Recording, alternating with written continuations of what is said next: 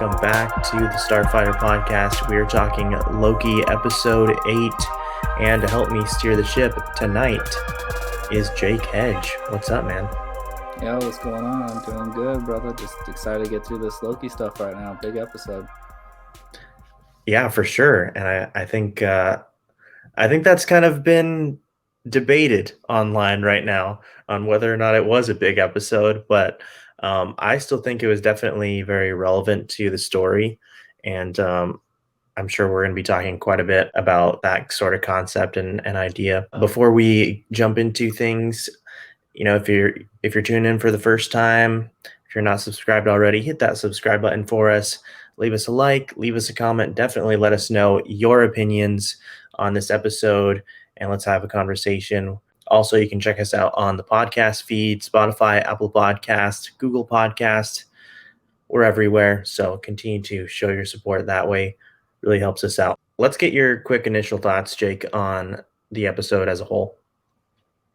Okay, so the episode as a whole, there's a lot to break down with that. And I think I'll just kind of skim over it, but I won't go too deep in it. We'll touch base on it later. But episode as a whole was really good, and Sylvie is kicking butt all over the place in the beginning of the episode, which was really cool to see. And seeing how Loki and her interact throughout the whole episode was really interesting. But I'm really curious to see how their relationship goes, just because in later trailers, I know that I broke it down and Loki's back by himself. So I don't know what happens to Sylvie, but something happens. But I'm super stoked about it, and I'm just excited to see where it goes. It was a great episode, in my opinion, I think. Yeah, I really liked it too. It was an episode where we were mainly focused on character development, I think. And I do like the dynamics between Loki and Sylvie. Like you mentioned, looking forward to seeing where that relationship goes. I have some theories on that. Maybe you do too. We'll talk about that. And then visually, that's a other thing I was going to say just right off the bat. Visually, I think this episode looked really, really good, especially Lamentis. But yeah, why don't we just jump right into the beginning? So Sylvie breaks into the TVA, and Loki is tracked her down because we left off last week's episode. He goes through the portal, and so like you mentioned, she's just kicking butt, taking down these TVA officers, right?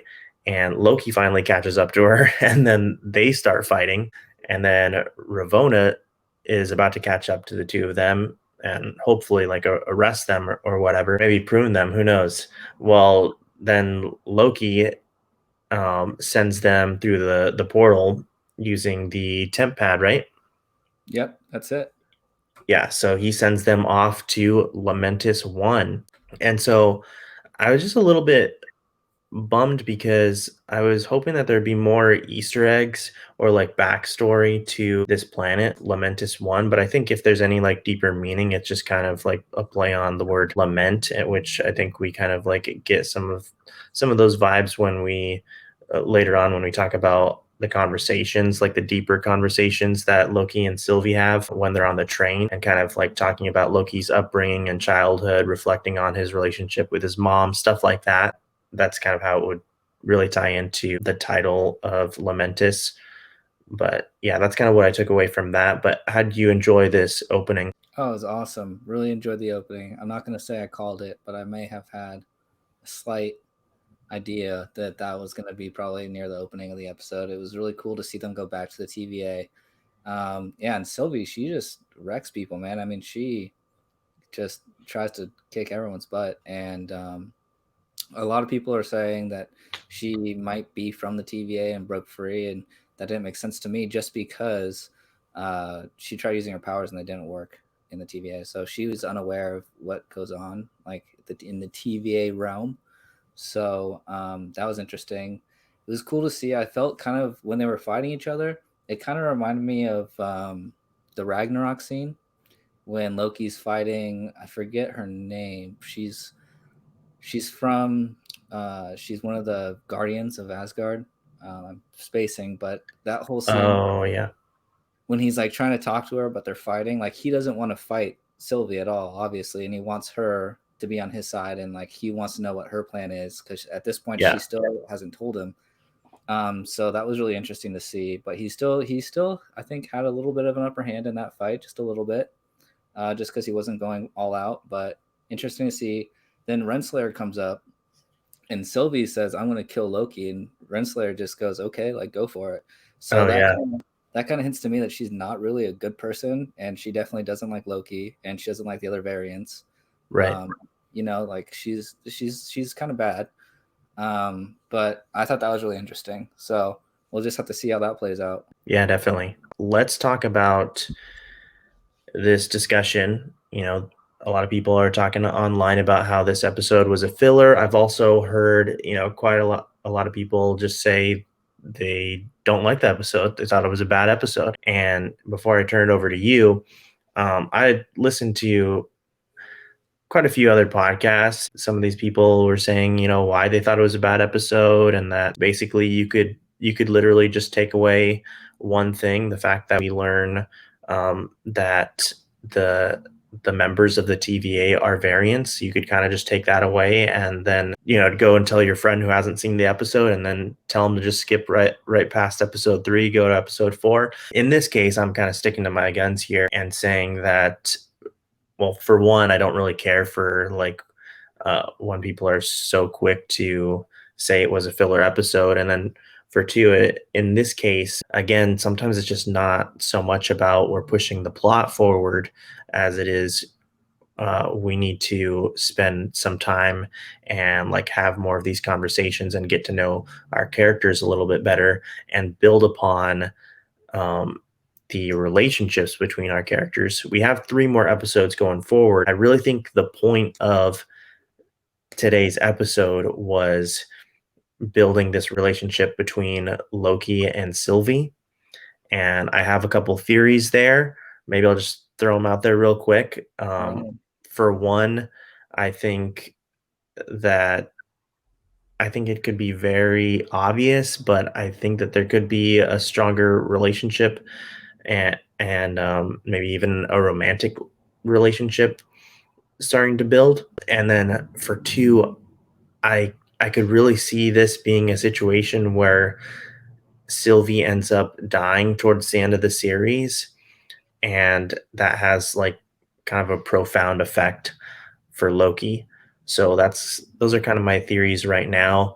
Um, and again, there's some other elements here I'm sure we'll touch on as well, like that just kind of have convinced me that it wasn't just a filler episode. And so that's kind of where I'm coming from. But how do you feel about all this? Yeah, well, that was really interesting. The last thing you said, so I'll tie back that into the end of my spiel here. Totally not a filler episode in my opinion. The first time I watched it was disappointed, but I had to go back and I rewatched the second time, and it was honestly a lot more enjoyable the second time I watched it. I got to pick out a couple more things that seemed really important that I didn't really pick up on in the beginning, the first time I watched it. So I get where people are coming from. I didn't enjoy the ending of it. That was kind of a bummer for me. It just kind of ended flat for me, honestly. Not necessarily a cliffhanger in my opinion. So it was first time I watched it, I was a little bit disappointed, but it got better. I could see why people think it's a filler, but I do think it's important and essential for the storytelling, just because of what you said with the relationship between Loki and Sylvie. Um, they have to build that. They're not just gonna like I would be more disappointed if they didn't have that episode than just kind of like went on about just like saying they do trust each other, they don't trust each other, and like it was really important. I know that I didn't get we the audience didn't get as much information out of Sylvie that we wanted. So we're gonna probably touch into that a little bit later too. Trying to figure out what her story is, just because she was withholding a lot of information from Loki. So we don't know necessarily her backstory, but we didn't need to know that just to have them build a relationship. That was kind of part of it. And then what you said, man, about her dying. That I never really thought about her dying for some reason. And when you said that, I was like, oh, geez, like that could happen. I was actually on the opposite side of the spectrum. And I was like, okay, after this series, Loki's going to die, and it's going to be handing the reins over to Sylvie to be like the Loki in all the upcoming Marvel films.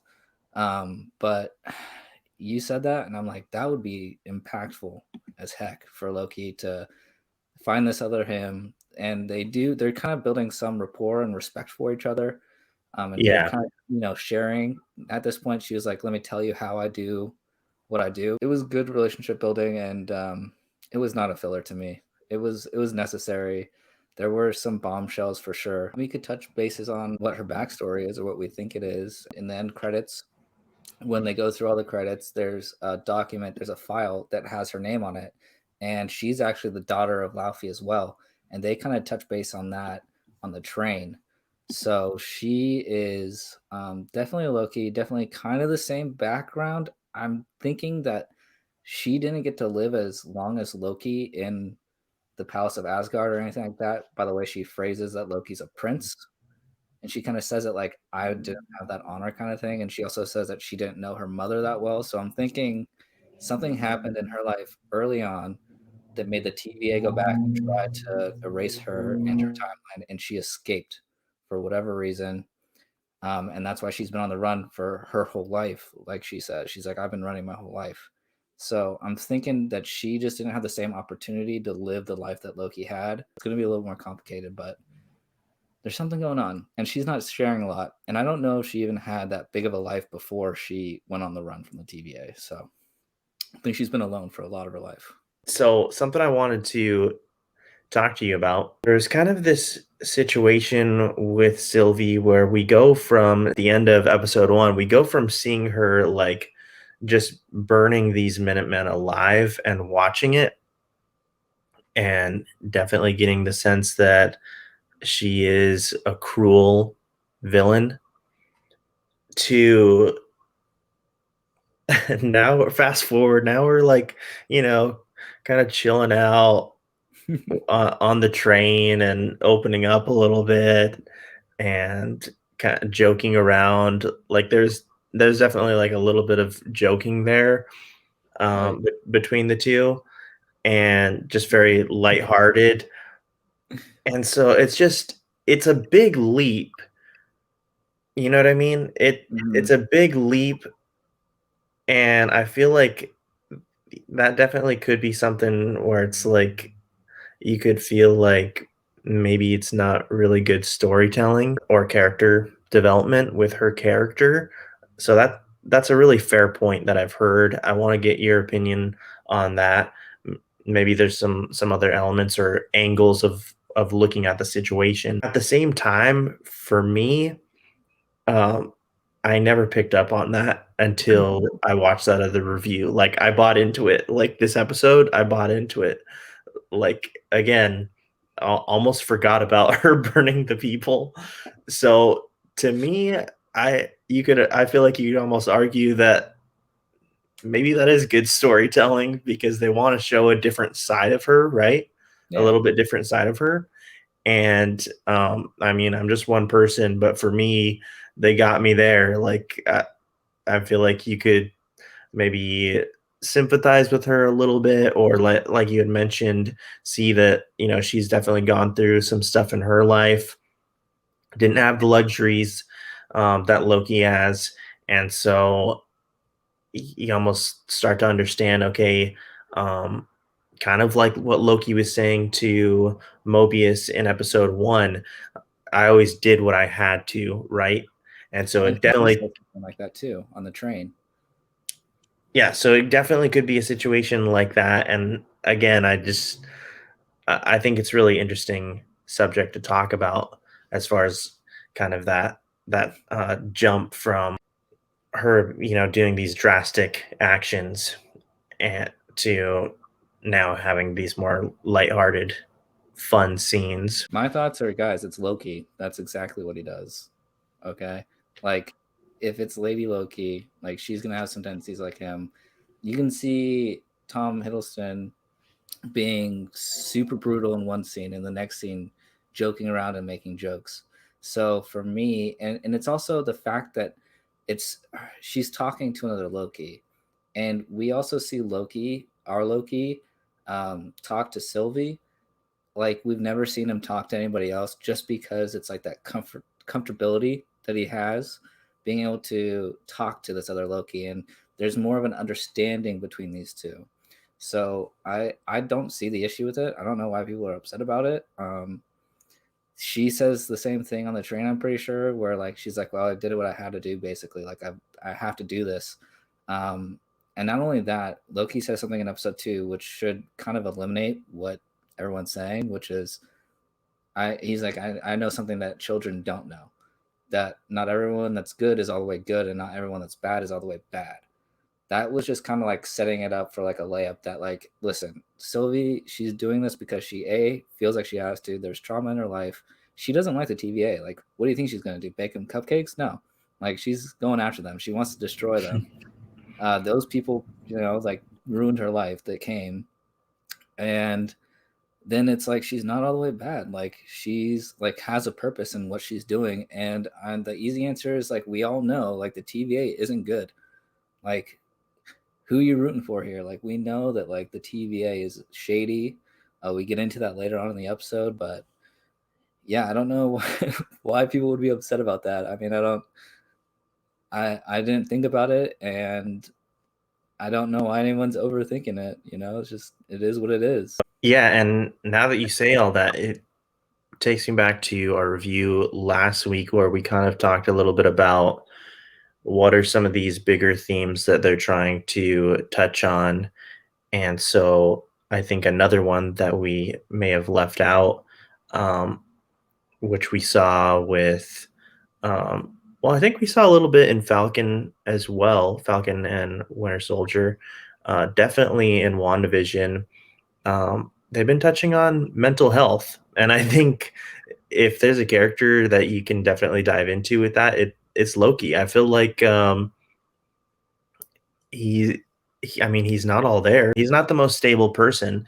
And I think a really good example of that is that scene, which I think it's an amazing scene and just like really good acting by Tom Hiddleston. But going back to episode 1, where he's watching the video, he goes back to just like watch by himself and he sees Thanos kill him. And he goes from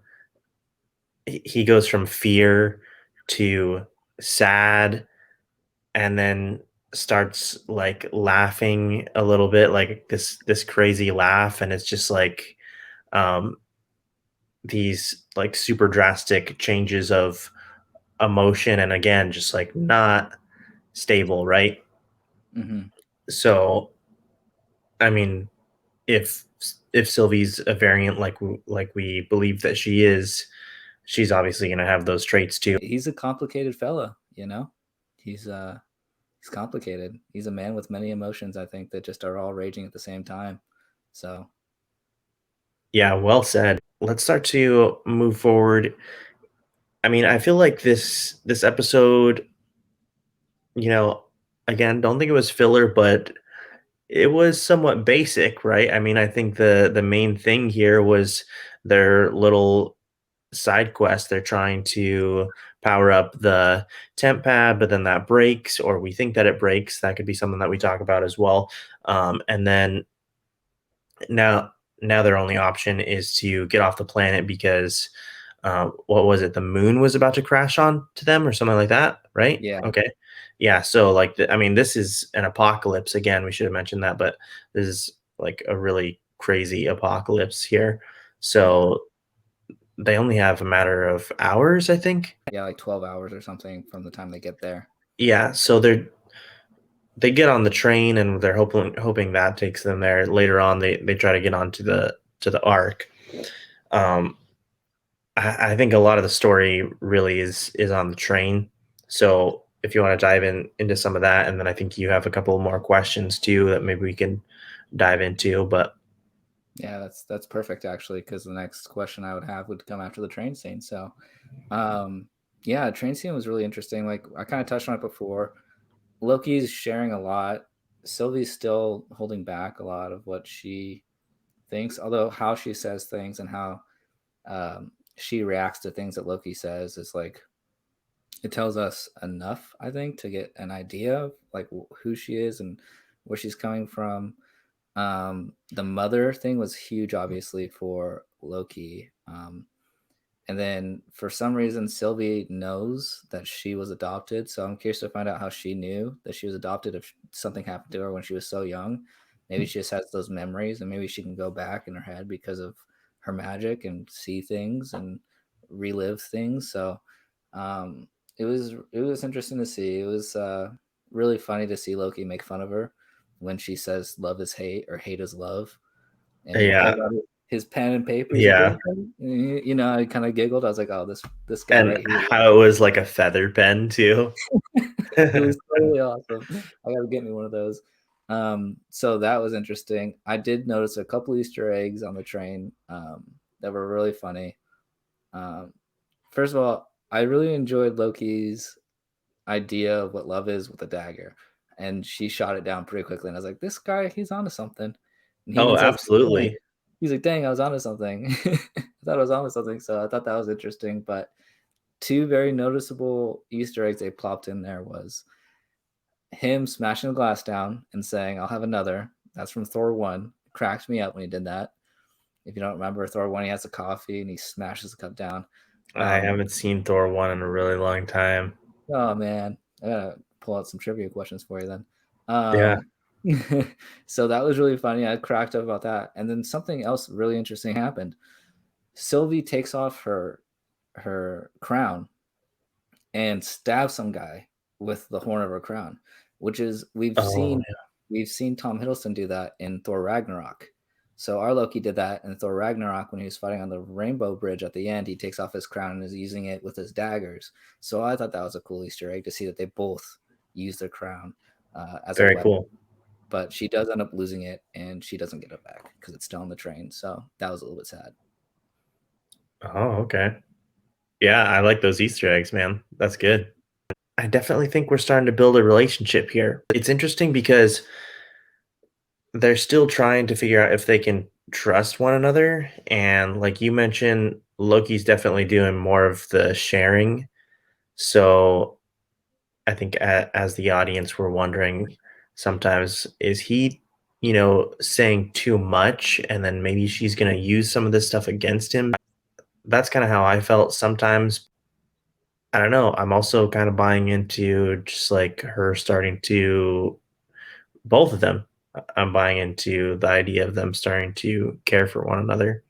And um, then that goes back to the poem as well, because um, he says, it love. He's talking about love and how it's beautiful and how you can see yourself in it. And so she's a version of him.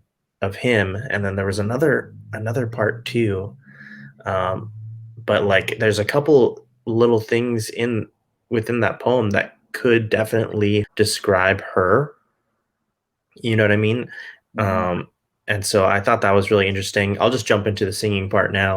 At first, when she like wakes up and sees him singing, like she's definitely like irritated. But did you pick up on this?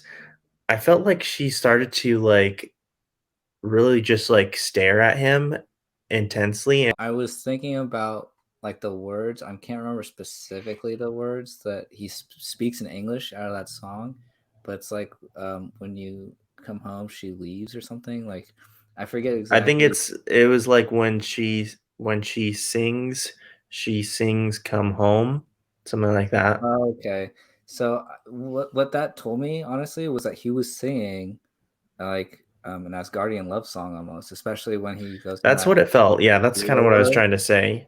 right? It's like a softer, and he's staring at her.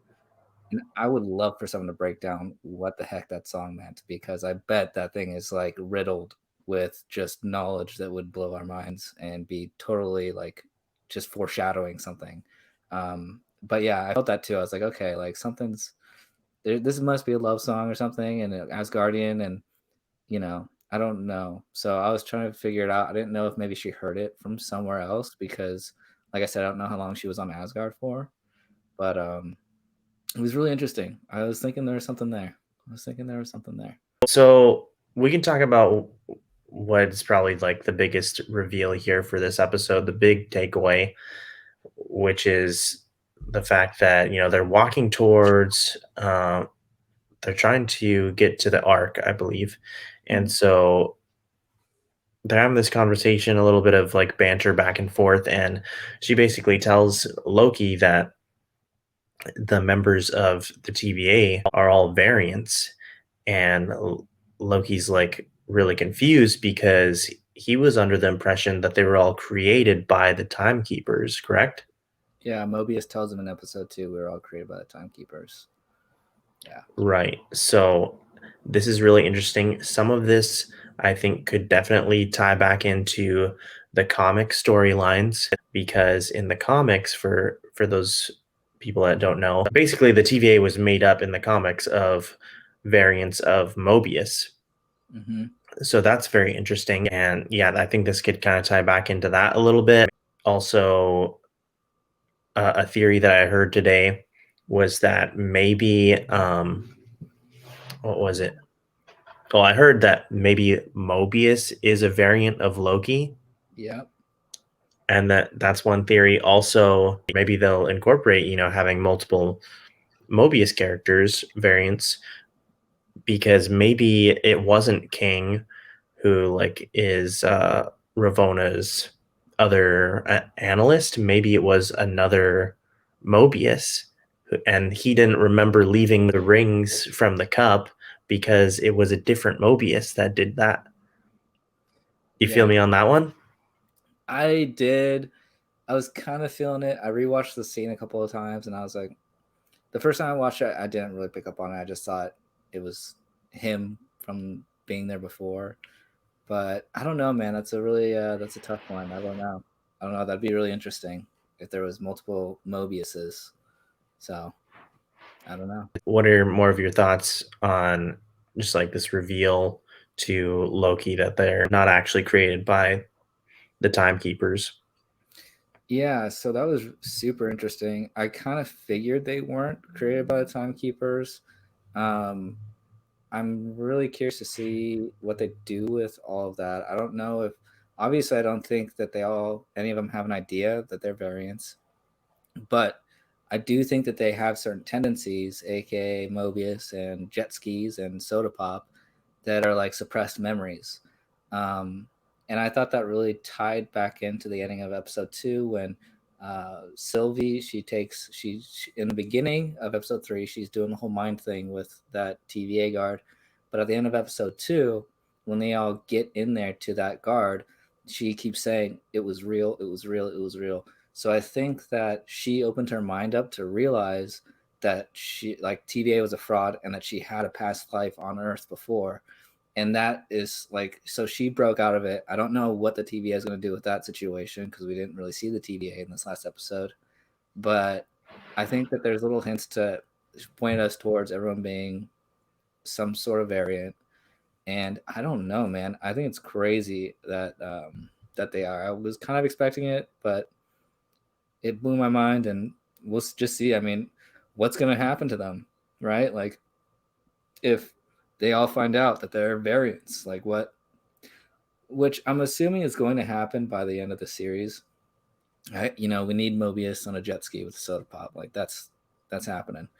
But I think, and I also said this too in the last episode that we did, that Mobius is going to find something out and he's going to turn on the TVA because he's going to realize that it's all been a fraud and all sham. So that's coming. I think there's going to be some sort of rebellion in the TVA once they start realizing that they were all taken from a timeline and then mind wiped somehow, and then forced to work for the TVA and fed a bunch of lies. So I'm thinking some there's going to be an uprising for sure. Yeah, I could see that. I think the storytellers need to tell us more about some of these rules. I don't know if you would agree with that, but kind of like, um, we'll take Inception for example, like my favorite movie. For a lot of people, that movie is confusing, but like you go back and rewatch, and like Inception really holds your hand a lot of the time. And like I feel like we need a little bit more hand holding with just like some of these ideas, and like how the world works with time travel, especially Mm-hmm. because Marvel does time travel way different than Back to the Future or whatever. There's so many different time travel movies or shows, and they all do it different. Because I thought that the timeline with the Avengers defeating Thanos, I've been under the impression that that is the sacred timeline, Yes. and Yeah. in within that timeline, Loki is killed, the Loki that we know now, but now they're calling him a variant because he broke off from that timeline. But he still is the original Loki. Yeah, to a degree. Yeah, it's a little confusing, especially with thinking of even like where the story is in time, like where it relates to the MCU. They said that Yeah. the one chick that got her mind messed with by Sylvie, Sylvie was like, "Yeah, I pulled those memories from like hundreds of years ago, but that looked really modern when she was in her memories." I don't know if they had margaritas a couple hundred years ago, Yeah. but I think that's where it comes into quantum realm. I'm jumping into it. Time works differently in the TVA because it's in the quantum realm. Time can pass in either way. And so maybe they've been in the quantum realm and it's been 100 years. And she was just plucked from a certain timeline that happened hundreds of years ago in the TVA quantum realm, but it seems like it wasn't that long ago. So it's like kind of confusing the mess out of me as well. And the same thing with the Loki. Like, is it our Loki because he did come from the sacred timeline? He did step off of it, so that kind of makes him a variant, I guess. But like, we're gonna need a little bit more hand holding, like you said. I think there's still a Yeah. lot more information to come for sure. I was gonna dive into the time stone. Oh yeah, perfect, perfect. So this is whether or not he has it, right? Mm-hmm. Mm-hmm. Yeah, So okay. what are your thoughts? Do you think that he took the time stone? And in that one scene, we get to see him say, "I got it," when the tower's falling on them, and he does this move. We don't see any green time stone esque stuff, but the tower goes back straight up into place where it was. And if you pay close enough attention, you get to see the smoke that came from where the crack went go back in, all the dust. So everything gets sucked back in. It goes like back into place, basically what you see in Like Doctor Strange. like inverted. Is that what you're Yeah, saying? it's pretty much Like inverted. Tenet. Like Tenet. Yeah.